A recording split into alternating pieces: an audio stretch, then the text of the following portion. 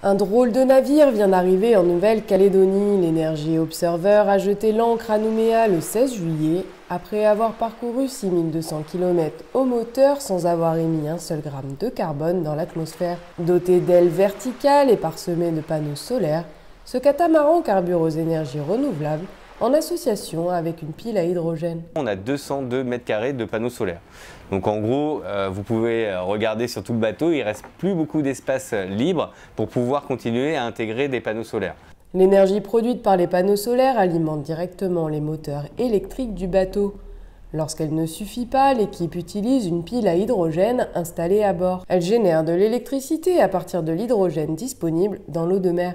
On a toute une chaîne de production d'hydrogène. Donc directement à partir de l'eau de mer, on aspire l'eau de mer, on a 3 étages de désalinisation, on va casser la molécule d'eau pour obtenir de l'oxygène, de l'hydrogène, et on va conserver donc que l'hydrogène qui va passer dans une chaîne en gros de purification, de déshumidification, avant d'être comprimé, donc jusqu'à 350 bars, et être stocké dans des bouteilles. Autre innovation spectaculaire à bord, ces ailes verticales capables de s'orienter automatiquement dans la meilleure direction possible pour tirer parti du vent. Elles réduisent considérablement la puissance des moteurs. Depuis qu'on a intégré ces ailes en avril 2019, on a économisé entre 40 et 50% de consommation sur nos moteurs de propulsion, donc c'est énorme. Véritable laboratoire d'innovation en énergie renouvelable, l'Energy Observer sillonne les mers depuis 2017 pour tester et prouver l'efficacité du mix d'énergie verte dans la transition énergétique. Nous, ce qu'on prône comme modèle, c'est de produire l'hydrogène avec les énergies renouvelables. Donc ça veut dire que comme ça, c'est de l'hydrogène vert. Donc là, tu as toute ta chaîne donc, qui est décarbonée.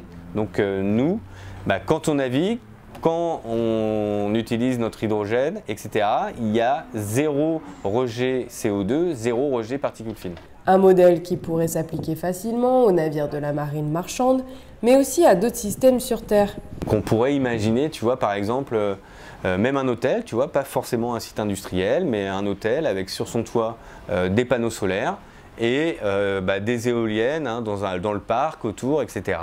Donc là, pour produire justement l'énergie suffisante pour les besoins de l'hôtel, mais aussi pour produire de l'hydrogène. Amarré à quai dans la marina de Port-Moselle, l'Energy Observer devrait rester dans nos eaux pour un petit moment. L'équipage prévoit d'aller à la rencontre de tous ceux qui s'intéressent aux énergies renouvelables pour échanger sur la faisabilité d'une transition énergétique verte en Nouvelle-Calédonie.